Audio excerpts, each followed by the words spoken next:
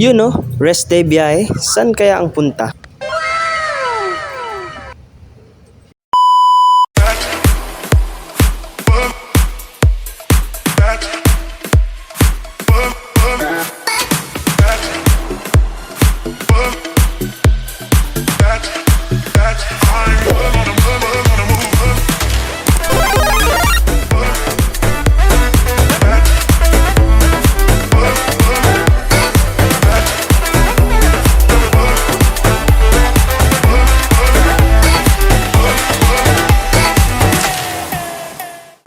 Spotted si Alps Mary Lauren T-717 na patungong Panay Island. Magandang araw mga kabiyahe at nandito ako ngayon sa Alabang. At ito ang unang beses na sasakay ako sa AB Liner. Burger. May burger tayo.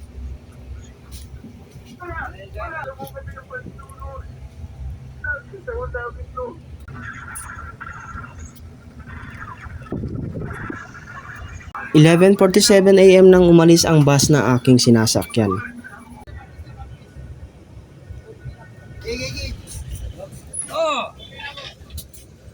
Fast forward, 12:34 ng tanghali nang marating ang probinsya ng Batangas. As usual, una at huling lungsod na madadaanan ang Santo Tomas. Along the way, namataan ang bagong bus ni Jackliner.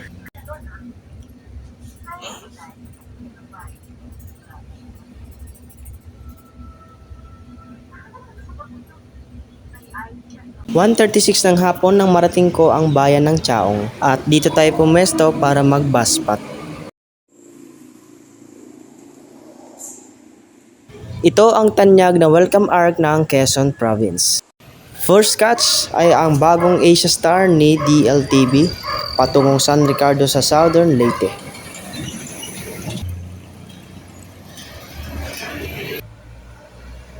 Shoutout kay Kuyang Driver na kumaway sa atin. Namataan din ng bagong bus ni Barney Auto Lines. Susubukan ko ito kapag gumawi ulit ng Quezon Province.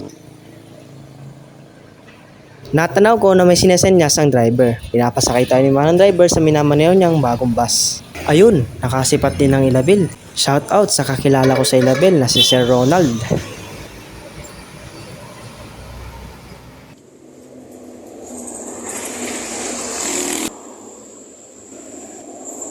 Ingat sa mga biyahe nyo, idol. Yun no, spotted. Isa sa dalawang bagong bus ni Eagle Star.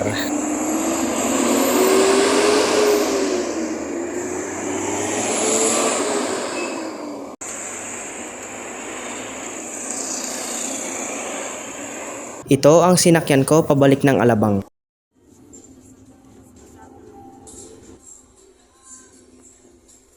Mangilan-ngilang bus ang nakasalubong habang nasa biyahe.